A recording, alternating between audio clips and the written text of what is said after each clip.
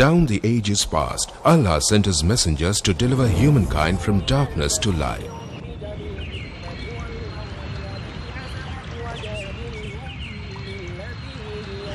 That's also the ongoing mission of Islamic Research Foundation, or IRF, spreading the truth of Allah's final message to mankind. Founded in 1991, IRF today offers some of the best services and facilities in the world for presenting an understanding of Islam in an objective and scientific way. Its programs are primarily focused on correcting misconceptions and promoting understanding of Islam. IRF also imparts Dawah training to Da'is to aptly convey the message of Islam. Dr. Zakir Naik, President of IRF, reaching out across countries worldwide, from America to Europe to Africa to Asia to Australia, strives to clarify Islamic viewpoints. He dispels the many media myths and anti-Islamic prejudices propagated the world over by anti-Islamic forces. IRF today is creating a change in the hearts and minds of millions of Muslims and non-Muslims worldwide towards a proper understanding and respect for Islam. Have a question or doubt about Islam and its teachings? Now you know. One of the best resource centers to get convincing answers from is Islamic Research Foundation, Mumbai, India. For more information, log on to our website www.irf.net.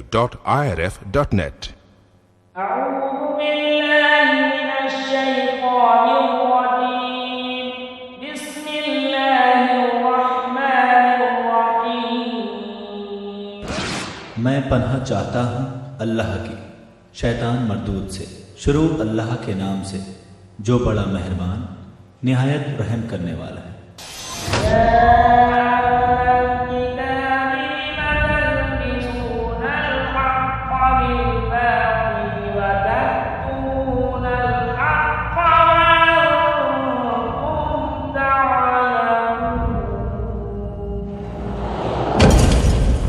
اے اہل کتاب، کیوں ملاتے ہو حق کو باطل کے ساتھ اور جان بوجھ کر حق کو چھپاتے کیوں؟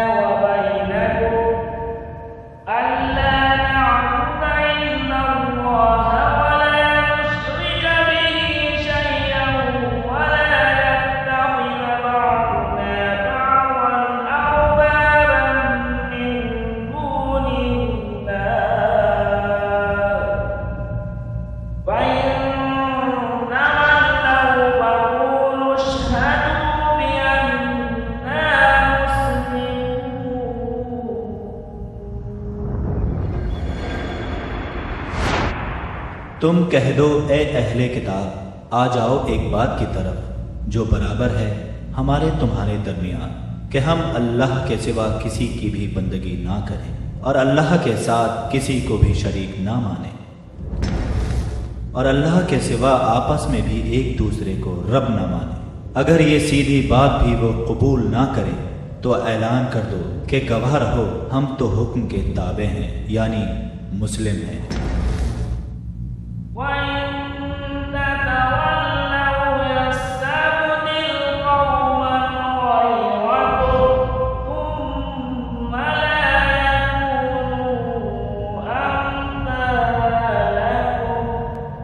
اگر اب بھی تم نہ مانو گے تو وہ تمہاری جگہ دوسری قوم کو بدل کر لے آئے گا، پھر وہ تمہاری طرح نہ ہوں گے.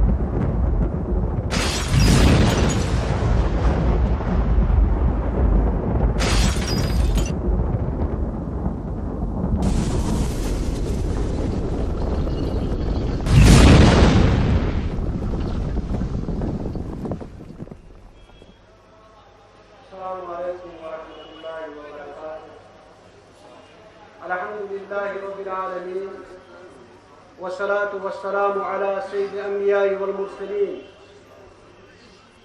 أما بعد ومن أحسن قولا ممن دعا إلى الله وعمل صالحا وقال إنني من المسلمين رب اشرح لي صدري ويسر لي أمري واحلل عقدة من لساني يفقهوا قولي رب زدني علما. واجب الاحترام معزز محترم تو مکرم ڈاکٹر ذاکر نائک صاحب و دیگر علماء کرام، معزز سامعین، قبل اس کے کہ بکر کی کلمات ڈاکٹر ذاکر نائک صاحبس متعلق تو نوٹ کریں بیان، مگر ڈاکٹر ذاکر نائک صاحب نے تقریر بروٹ یس میں یمن کشیر ہندن لوکن when I was in Mumbai, I gave a bird's eye view to Dr. Zakir Naik. کٲشرین لوکن متعلق بالعموم اور بالخصوص یتھ جماعتس کن وابستہ افرادن مےٚ چھُ یِمن پوٗرٕ یقین دیُتمُت. I have assured Dr. Zakir Naik in Mumbai that this qawm is very disciplined. The people of Kashmir are very disciplined in general and the Muslim in particular. اس لیے کٕہٕنۍ آواز گژھِ نہٕ منٛزس. مےٚ چھُ یِمن یقین دیُتمُت. مےٚ آیہِ وۄنۍ اطلاع دپان چھُ خبر حظ روٗد ما والہِ. I have assured Dr. Zakir Naik that the people of Kashmir, the Muslim of Kashmir, loved Islam to the extent of sacrificing their lives, and they have shown it on many occasions. Therefore, if the rain comes, if there are showers, what then? You have to listen and hear Dr. Zakir Naik. If you mean this, if you have come to hear Dr. Zakir Naik, قوت میں کیا ہوا اگر بارش بھی ہوتی ہے کوئی بڑی بات نہیں تو پھر کیسی عقیدت. اور میں نے جس طرح سے ڈاکٹر ذاکر نائک صاحب کو یہاں آنے سے پہلے اپنی اس قوم کا تعارف دیا ہے، میں نے ان کو بتا دیا ہے کہ کشمیری قوم بہت ہی ڈسپلن. اور کل 2 تقریریں ہوئی ڈاکٹر صاحب کی اسلامیہ کالج کے گراؤنڈ میں اور پھر SKICC کے ہال میں. واللہ ثم واللہ ڈاکٹر صاحب کل سے بہت ہی متاثر ہے. سامنے ہے میرے، میں اللہ کی قسم کھا کر بتا رہا ہوں. آپ پوچھے ڈاکٹر صاحب سے کتنے متاثر ہیں. لیکن آج سب سے بڑی غلطی، یہاں لوگوں کا ٹھاٹھے مارتا ہوا سمندر ہے، لیکن ہمیں یہاں بھی ڈسپلن دکھانا ہے. ہم ضرور ڈاکٹر صاحب کو سنیں گے، لیکن ہم مختصر آپ بھی انہیں سنائیں گے. ڈاکٹر صاحب، آپ اندازہ نہیں کر سکتے ہیں کہ کشمیر کے لوگ آپ سے کتنی والہانہ عقیدت رکھتے ہیں. یہ جو مجموعہ آپ یہاں دیکھ رہے ہیں، یہ صبح 8 بجے سے یہاں بیٹھے ہوئے ہیں آپ کے انتظار میں. ہاں، 6 بجے سے لوگ بیٹھے ہوئے آپ کو سننا چاہتے ہیں. ہاں، میں نے ان کی نمائندگی کی ہے. اور یہ جو واسطہ ہے، یہ واسطہ صرف اللہ رب العزت کے دیے ہے. اس طریقہ کار کی بنیاد پر ہے، جو طریقہ کار، جو کامن منیمم پروگرام ہے پوری امت کا. ہم سمجھتے ہیں کہ ہم بھی اسی امت کا ایک حصہ ہے. میں آپ لوگوں کے اور ڈاکٹر ذاکر نائک صاحب کے درمیان زیادہ دیر حائل نہیں ہوں گا. البتہ ان سے یہ گزارش کروں گا کہ ڈاکٹر صاحب، یہ قوم اس نے ہمیشہ ہر مہمان کی قدر کی ہے، اور ہم جو مسلمان ہیں آج، اس کی بنیاد بھی کہ ہم نے اپنے ایک مہمان حضرت امیر کبیر میر سید علی حمدانی، جن کی وجہ سے ہم آج مسلمان ہے. ہم نے اس مہمان کا مقدم کیا کہ انہوں نے ہمیں اسلام کے اس فضل و کرم اور رحمت سے مالا مال کی. یہ قوم اپنے اندر خصوصیات رکھتی ہے. ہم ہر اچھائی کو جذب کرنے والے لوگ. مجھے امید ہے کہ آپ کی تقریر، آپ کے نصائح یہ قوم آج پھر ایک مرتبہ اپنے اندر جذب کر لی. میں اپنی طرف سے اس سارے مجمع کی طرف سے، ریاست جموں و کشمیر کے تمام لوگوں کی طرف سے، نہ صرف مسلمانوں کی طرف سے بلکہ پوری اس قوم من حیث القوم، میں پوری قوم کشمیر کی طرف سے آپ کو دل کی عمیق گہرائیوں سے خیر مقدم کرتا ہوں اور دعا کرتا ہوں کہ اللہ تعالی ہم سب کے لیے آپ کا یہاں آنا باعث خیر بنائے. وآخر دعوانا ان الحمدللہ رب العالمین. السلام علیکم ورحمۃ اللہ وبرکاتہ. سمندر کو کوزے میں بند کر دیا صدر محترم نے، اور یہ انہوں نے فرمایا کہ 6 بجے سے لوگ یہاں دید و دل فرش راہ بنائے بیٹھے ہیں.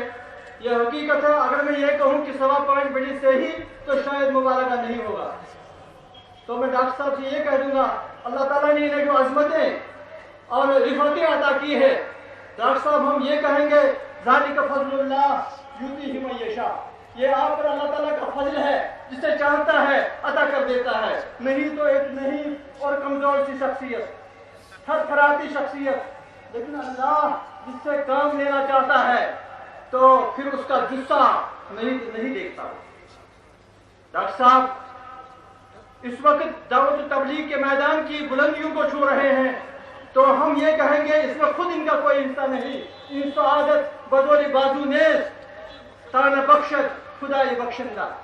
ڈاکٹر صاحب یہ جو لاکھوں لوگ یہاں دل و دل فرشرا بنائے بیٹھے ہیں، یہ آپ کی ذات کے ساتھ نہیں بلکہ یہ وہ عزت ہے جو اسلام نے آپ کو عطا کی ہے، جو خدا نے آپ کو عطا کی ہے، جو قرآن نے آپ کو عطا کی ہے. آپ خدا سے جڑ گئے، آپ رسول سے جڑ گئے، آپ قرآن سے جڑ گئے. آپ نے دین قیم کے خلاف ہونے والے اعتراضات اور اس پر ہونے والے حملوں کے مقابلے میں دفاع کرنا شروع کر دیا. اپنی صلاحیتوں کو بروئے کار لایا. آپ نے ڈنڈے کی چوٹ ہر بات کا جواب دے دیا. تو اللہ نے آپ کو اتنی عظیم اپنے آپ کو اتنی عظمت دے دی کہ آپ ماشاء اللہ آپ انسانی ابدان کا علاج کرنے والے ایک ڈاکٹر اب ہمارے روحانی امراض کا علاج کر رہے ہیں. آج بڑے بڑے بھی ڈاکٹر یہاں ہیں، بڑے بڑے انجینئر یہاں ہیں، بڑے بڑے علماء یہاں ہیں، لیکن اللہ جس کے سر پر یہ دستار فضیلت رکھنا چاہتا ہے کوئی اس سے چھین نہیں سکتا. ڈاکٹر صاحب ایک بار میں بھی آپ کو دل کی پورے خلوص سے، دل کی عمیق گہرائیوں سے خوش آمدید کرتے ہوئے، مسرت و انبساط کا اظہار کرتے ہوئے، اپنے آپ کو اس لحاظ سے بہت ہی خوش قسمت سمجھتا ہوں کہ آپ کو پیش کرتے ہوئے جب تاریخ لکھے گی کہ ڈاکٹر صاحب کو کس نے پیش کیا تو نام مجھ ناچیز کا آئے گا. ہمیں بس منتظر کاسد کماشم، وہی یوسف والی اس بوڑھی کا قصہ. بہرحال آسمان اب آلود ہے اور میں ان کے اور آپ کے درمیان نہیں رہنا چاہتا ہوں.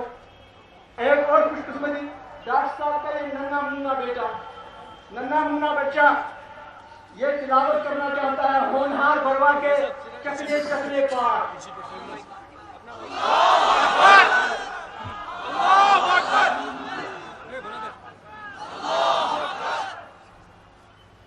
اعوذ باللہ من الشیطان الرجیم، بسم اللہ الرحمن الرحیم. والسماء والطارق وما أدراك ما الطارق النجم الثاقب إن كل نفس لما عليها حافظ. فلينظر الإنسان مما خلق من ماء دافق يخرج من بين الصلب والترائب فما له من قوة ولا ناصر. والسماء ذات الرجع والأرض ذات الصدع إنه لقول فصل وما هو بالهزل إنهم يكيدون كيدا وأكيد كيدا فمهل الكافرين أمهلهم رويدا.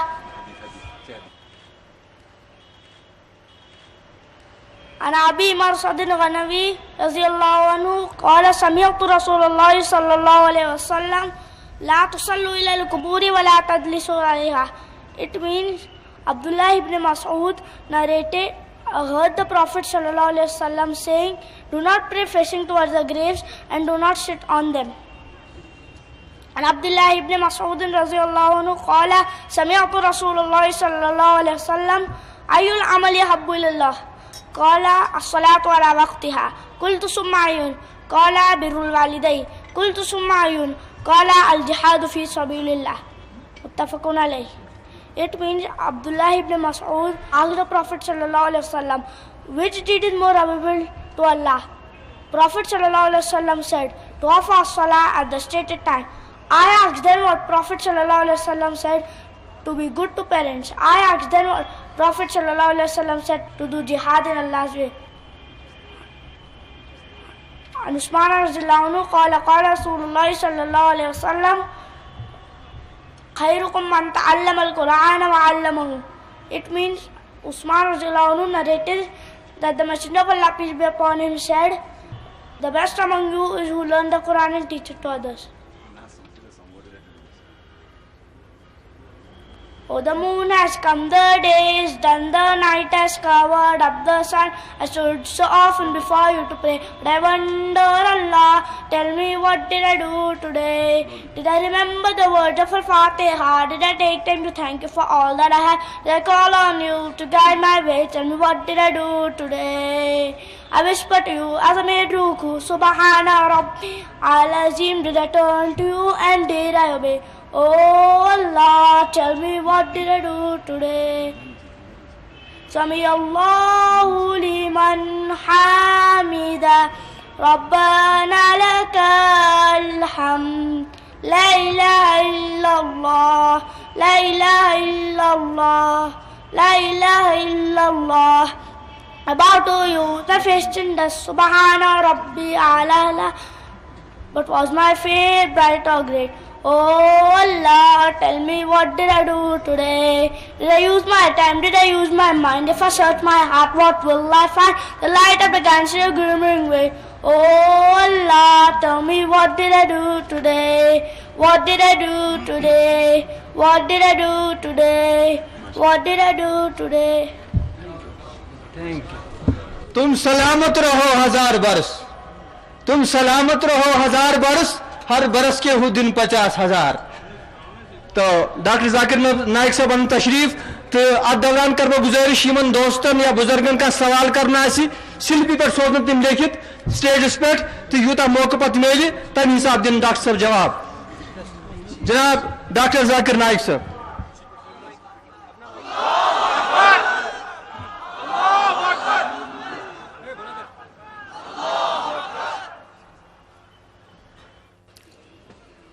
الحمدللہ والصلاة والسلام علی رسول اللہ وعلی آلہ وصحبہ اجمعین. اما بعد, اعوذ باللہ من الشیطان الرجیم. قل ان کان آباؤکم وابناؤکم واخوانکم وازواجکم وعشیرتکم واموال اقترفتموها وتجارة تخشون کسادها ومساکن ترضونها احب الیکم من اللہ ورسولہ وجہاد فی سبیلہ فتربصوا حتی یأتی اللہ بامرہ واللہ لا یہدی القوم الفاسقین. بسم اللہ الرحمن الرحیم. رب اشرح لی صدری ویسر لی امری واحلل عقدۃ من لسانی یفقہوا قولی. میرے محترم بزرگوں, میرے عزیز بھائیو, السلام علیکم ورحمۃ اللہ وبرکاتہ. جیسے کہ آپ سب لوگ جانتے ہوں گے کہ اکثر میں تقریر صرف انگریزی میں ہی کرتا ہوں, لیکن کیونکہ مولانا شوکت احمد صاحب نے مجھ سے اصرار کیا کہ بھلے آپ سارے تقریر انگریزی میں کیجئے کشمیری میں, لیکن کم از کم ایک تقریر اردو میں کیجئے. میری اردو کچھ فصیح نہیں ہے, وہ بمبئی کی اردو ہے, تو میں معذرت چاہتا ہوں،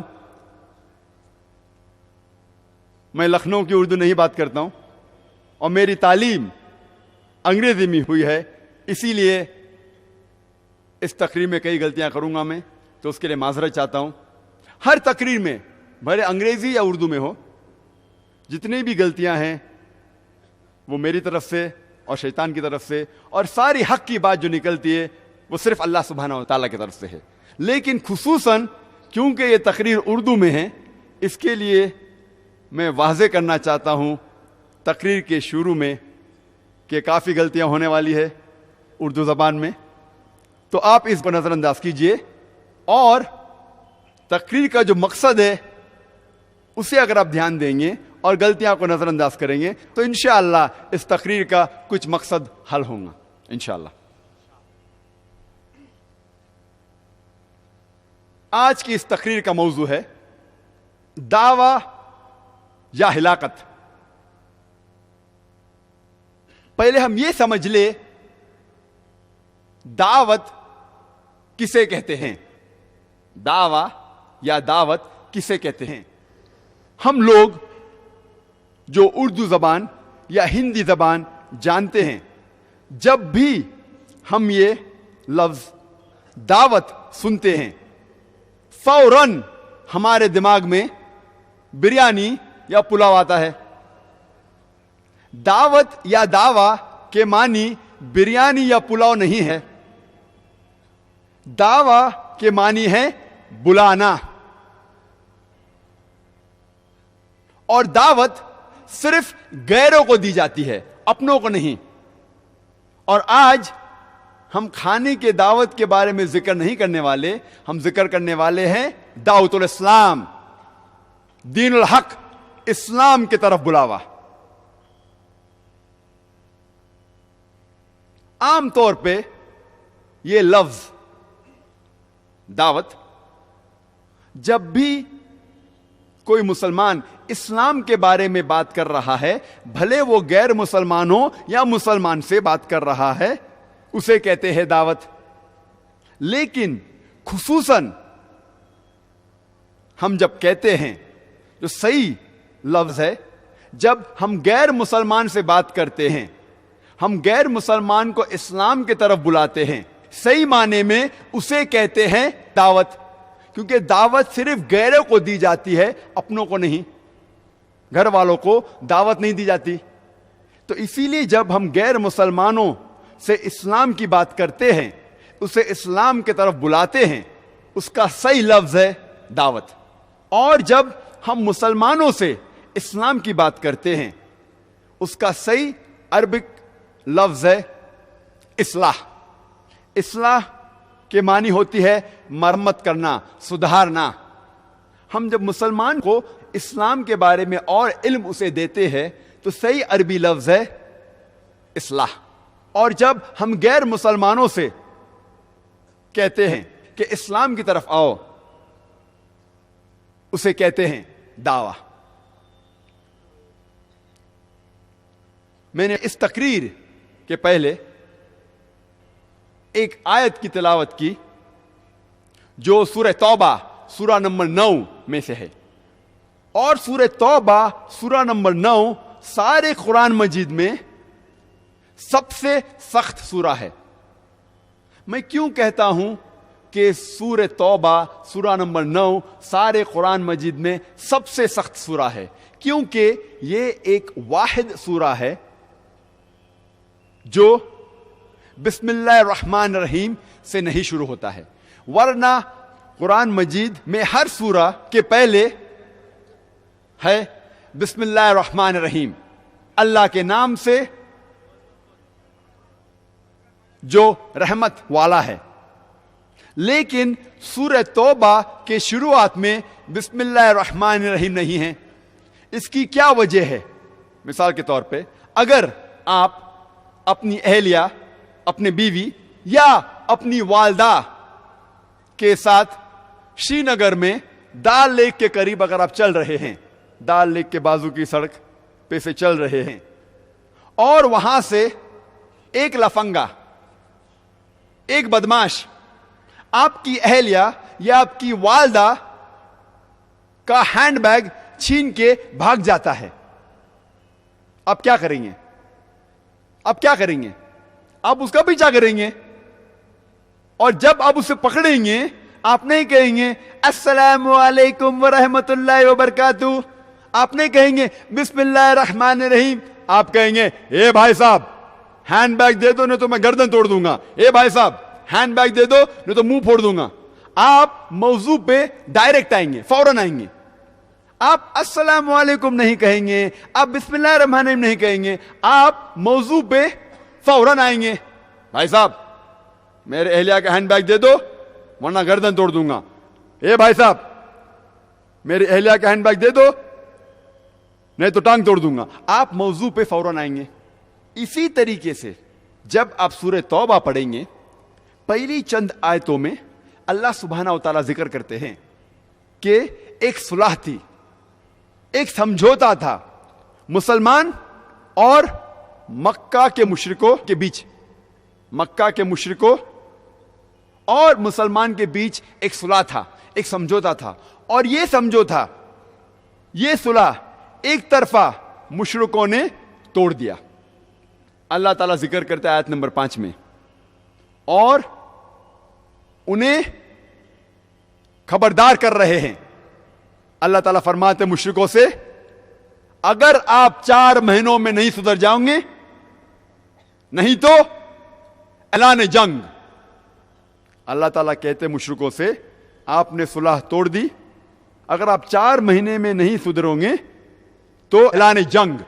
اور جب اللہ سبحانہ و تعالی مشرک کو خبردار ہو رہے ہیں، انہیں چیتاونی دے رہے ہیں، انہیں وارننگ دے رہے ہیں، بسم اللہ الرحمن الرحیم کی ضرورت نہیں، اللہ سبحانہ و تعالی موضوع پہ ڈائریکٹ فوراً آ جاتے ہیں۔ اسی لیے کچھ مفسرین کہتے ہیں کہ یہ سورہ توبہ سارے قرآن مجید میں سب سے سخت سورہ ہے۔ اور اس تقریر کے پہلے میں نے سورہ توبہ سورہ نمبر 9 آیت نمبر 24 کی تلاوت کی۔ جب اللہ سبحانہ و تعالی آیت نمبر 24 پہ آتے ہیں، اللہ تعالیٰ اب ہم مسلمانوں سے مخاطب ہیں، اب ہم سے کہہ رہے ہیں، وہاں کہہ رہے تھے مشرکوں سے۔ آیت نمبر 24 میں اللہ سبحانہ و تعالیٰ ہم مسلمانوں سے مخاطب ہو کے کہتے ہیں کل ان کان آباؤکم، کہو اگر وہ تمہارے والد ہوں۔ اللہ تعالیٰ فرماتے کل ان کان آباؤکم، کہو چاہے وہ تمہارے والد ہوں، وہ ابناؤکم، تمہارے بیٹے ہوں، وہ اخوانکم، تمہارے بھائی ہوں، وہ ازواجکم، تمہارے بیویاں ہوں، اہلیہ ہوں یا شوہر ہوں، وہ عشیرتکم، یا تمہارے رشتہ دار ہوں۔ اللہ تعالیٰ فرماتے ہیں چاہے وہ تمہارے والد ہوں، تمہارے بیٹے ہوں، تمہارے بھائی ہوں، تمہارے بیویاں ہوں یا شوہر ہو یا تمہارے رشتہ دار ہو۔ اور اللہ سبحانہ تعالیٰ آگے بڑھتے ہیں وَأَمْوَالٌ اقْتَرَفْتُمُوهَا وَتِجَارَةٌ تَخْشَوْنَ كَسَادَهَا وَمَسَاكِنُ تَرْضَوْنَهَا، جو آپ نے جائیداد کمائی ہے اپنے زندگی میں، جس کی آپ تجارت کرتے ہیں، جو تجارت میں آپ کو ڈر ہے، خطرہ ہے کہ کمی ہوں گی، جس گھر میں آپ رہ رہے ہیں، اللہ سبحانہ و تعالیٰ فرماتے ہیں آپ کو کس سے محبت ہے؟ آپ کے والد سے، آپ کے بیٹوں سے، آپ کے بھائیوں سے، آپ کے بیویوں سے، آپ کے شوہر سے، آپ کے رشتہ داروں سے، آپ کی جائیداد سے۔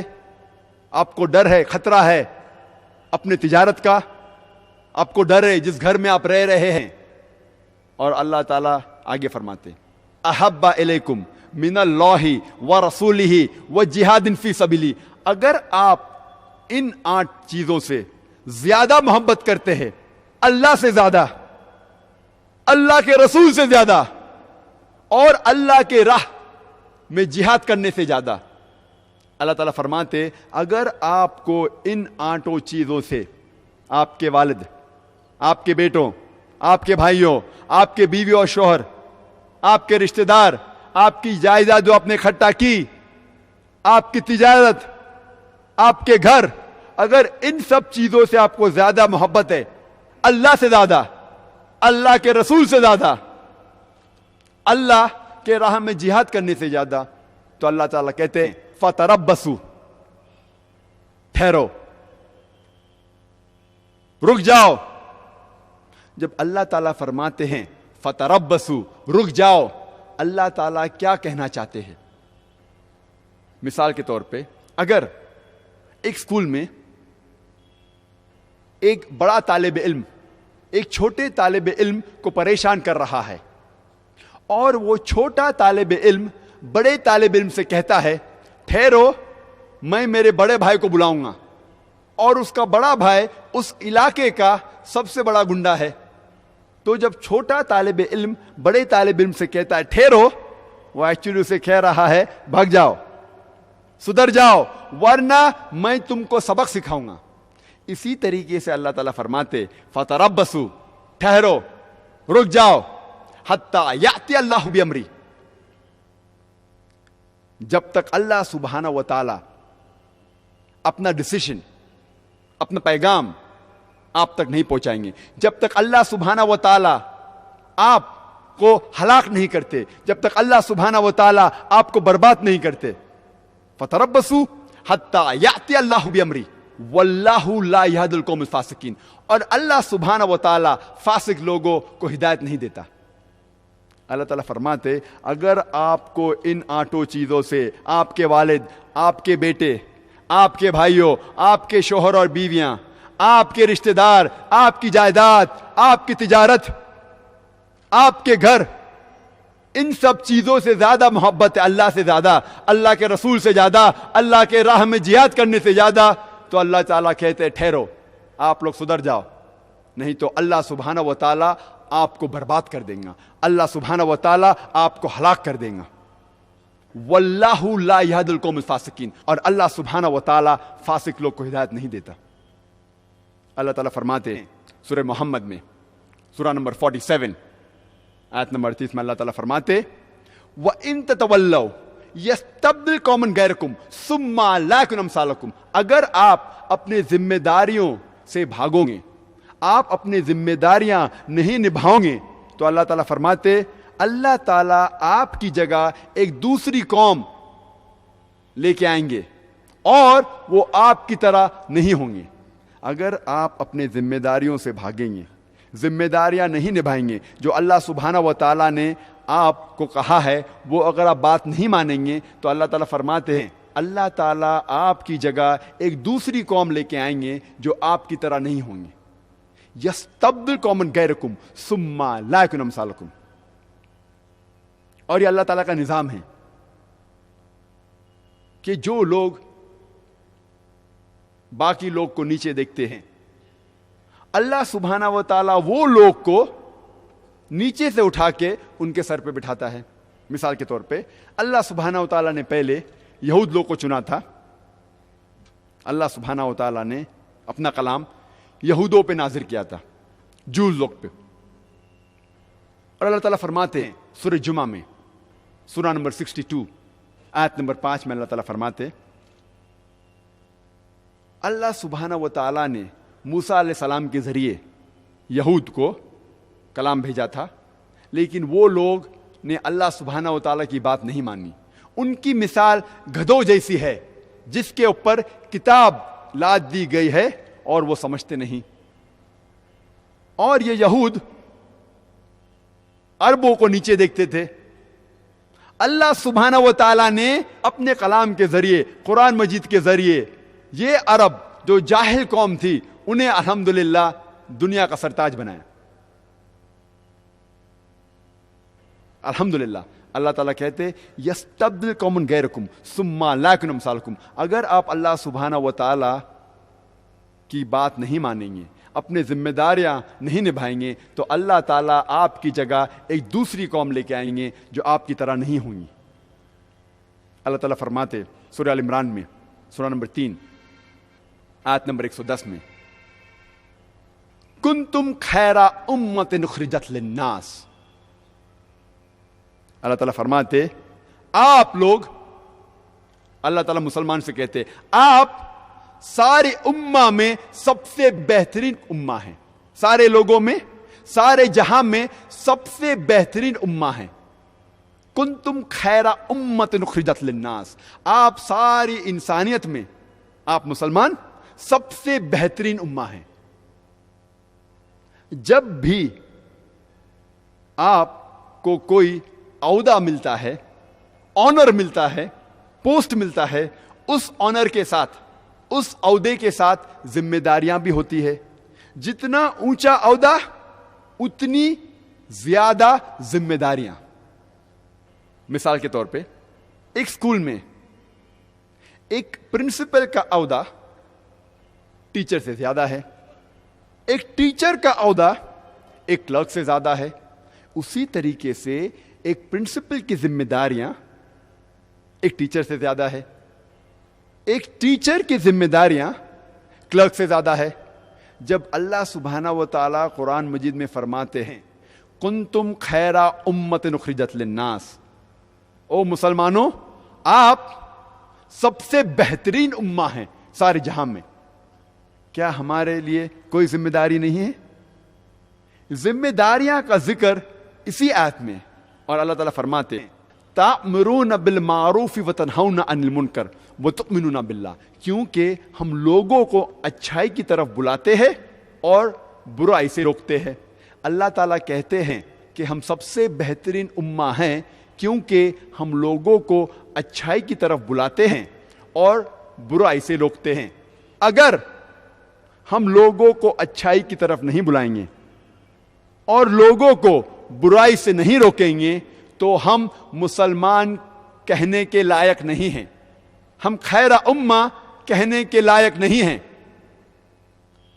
یہ فرض ہے ہر مسلمان کا کہ وہ اسلام کی دعوت ان تک پہنچائے جو لوگ کو اسلام کا علم نہیں ہے.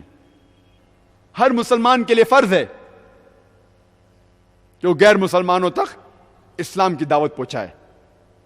اللہ تعالیٰ فرماتے سورہ بقرہ میں سورہ نمبر 2 آیت نمبر 143 میں کہ اللہ سبحانہ و تعالیٰ نے ہمیں ایک امت وسط بنایا ہے, ایک بیچ کی امت,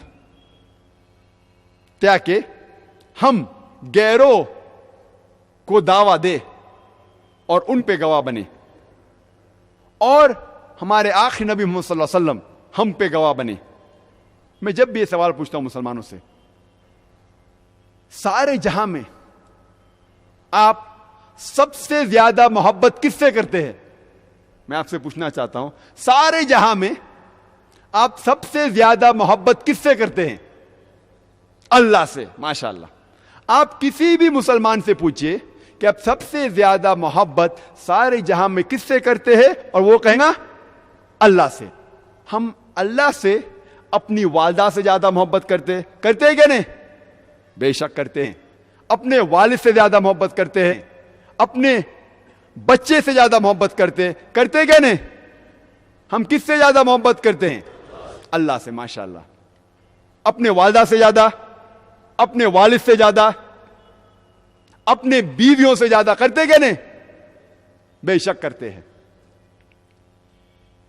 میں آپ کو سوال پوچھنا چاہتا ہوں. مثال کے طور پہ اگر آپ ایک دن اپنے گھر سے اپنے کام کے لیے نکل جاتے ہیں اور آپ کا پڑوسی آپ کی والدہ کو گالی دیتا ہے بنا وجہ, آپ کا پڑوسی آپ کے والدہ کو گالی دیتا ہے, بری بات کہتا ہے. آپ جب شام میں واپس لوٹیں گے اور آپ کو پتا چلے گا کہ آپ کے پڑوسی نے بنا وجہ آپ کی والدہ کو گالی دی, تو آپ کیا کریں گے؟ آپ کیا کریں گے؟ کیا کریں گے؟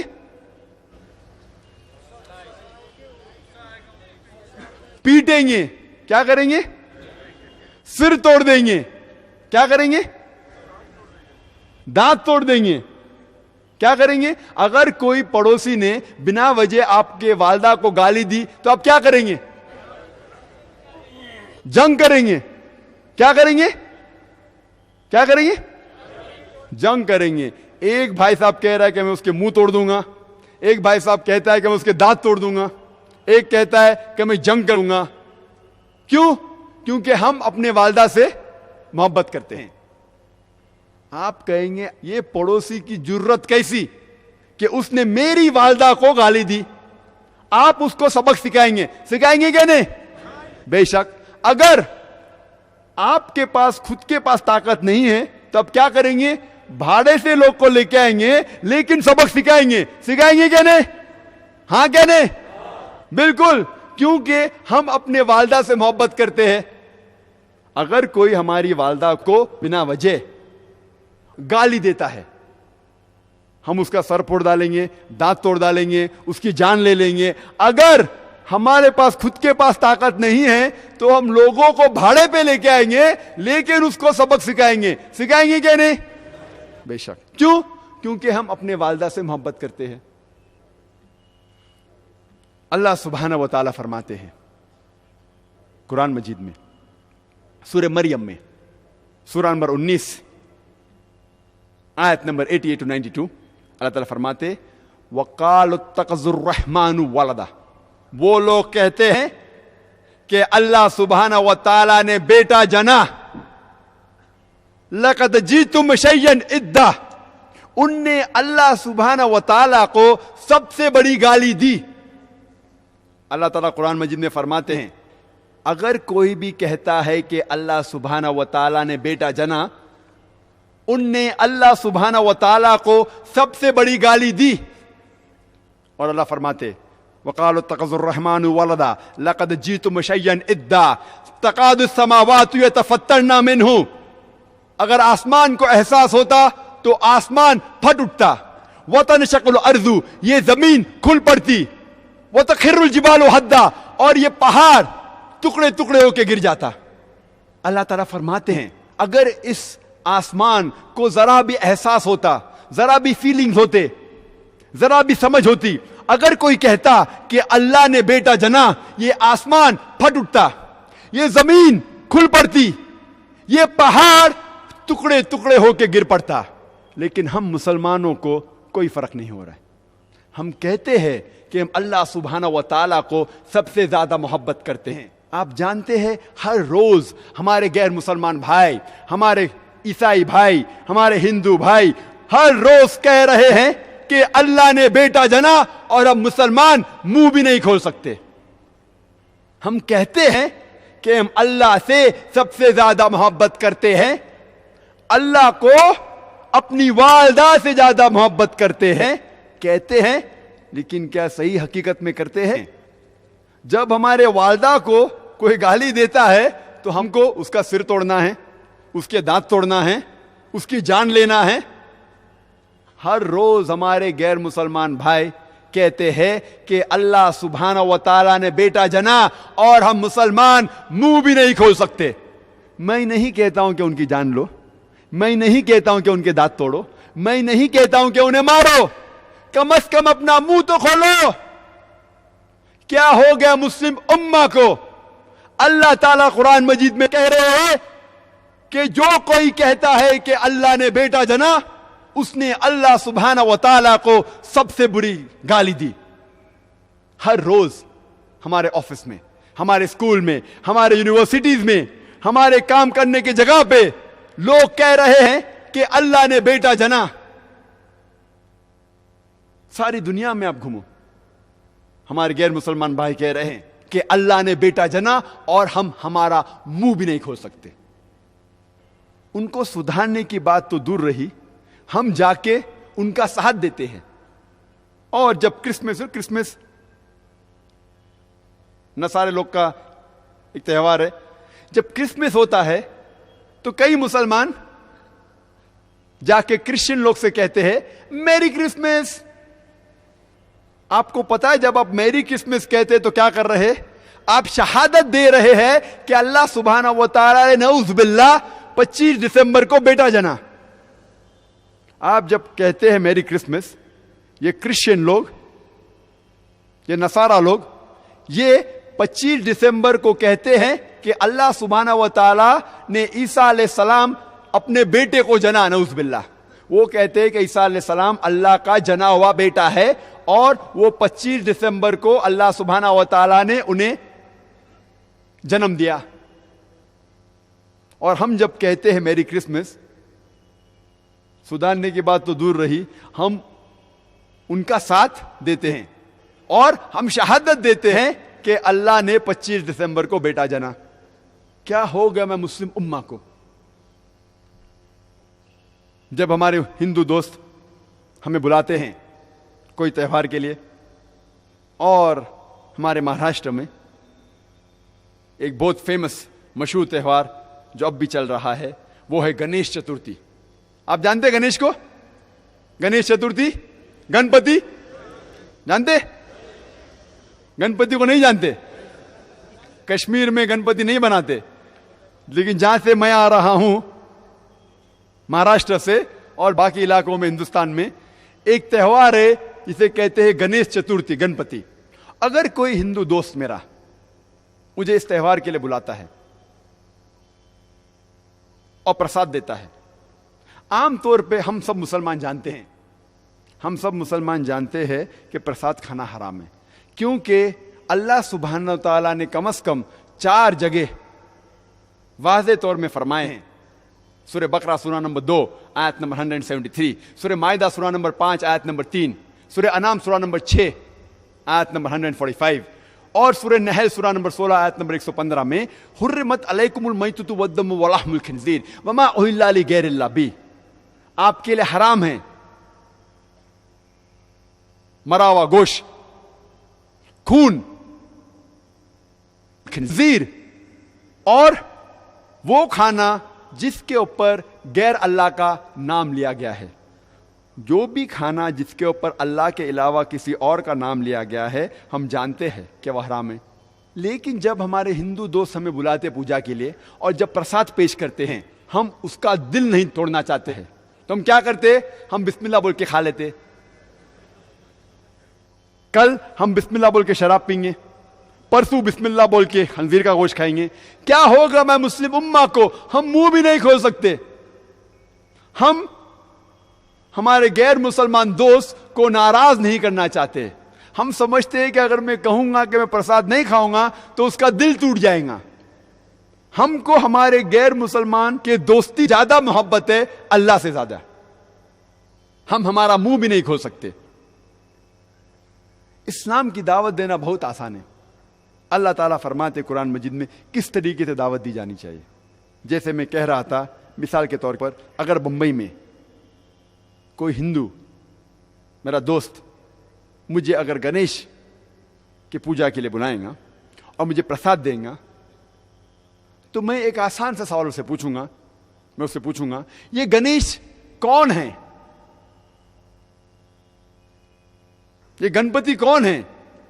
تو وہ ہندو دوست مجھ سے کہیں گا کہ یہ گنیش جو ہے وہ ہمارا بھگوان ہے، وہ شیوا بھگوان کا بیٹا ہے، بھگوان شیوا. اور یہ ان کی کتابوں میں لکھا ہوا ہے کہ گنیش بھگوان شیوا بھگوان کا بیٹا ہے. اور ایک دن جب بھگوان شیوا اپنے گھر کے باہر نکلتے ہیں، ان کی بیوی پاروتی اپنے جسم سے میل نکالتی ہے اور ایک بیٹا بناتی ہے، اور وہ کہتی ہے اس بیٹے سے کہ گھر کے چوکٹ پہ کھڑے رہو، گھر کے دروازے کے باہر کھڑے رہو اور کسی کو بھی گھر میں آنے مت دینا، میں آرام فرما رہی ہوں. تو اس کا بیٹا گھر کے باہر جاتا ہے اور دروازے پہ کھڑے ہو جاتا ہے. کچھ دیر بعد بھگوان شیوا واپس اپنے گھر پہ لوٹتے ہیں اور جب گھر میں داخل ہونے جاتے ہیں اس وقت ان کا بیٹا انہیں روک دیتا ہے اور کہتا ہے آپ اس گھر میں نہیں جا سکتے، آپ داخل نہیں ہو سکتے کیونکہ میری ماں آرام فرما رہی ہے. شیوا تیش میں آ کے اپنے بیٹے کی گردن اڑا دیتے. تو میں کہوں گا میرے ہندو دوست سے، آپ کا بھگوان اپنے بیٹے کو نہیں پہچان سکا، کل جب میں مشکل میں رہوں گا تو مجھے کیسا پہچانیں گے؟ اور یہ ہندو دوست آپ سے کہیں گے، آپ کو کہنے کی ضرورت نہیں.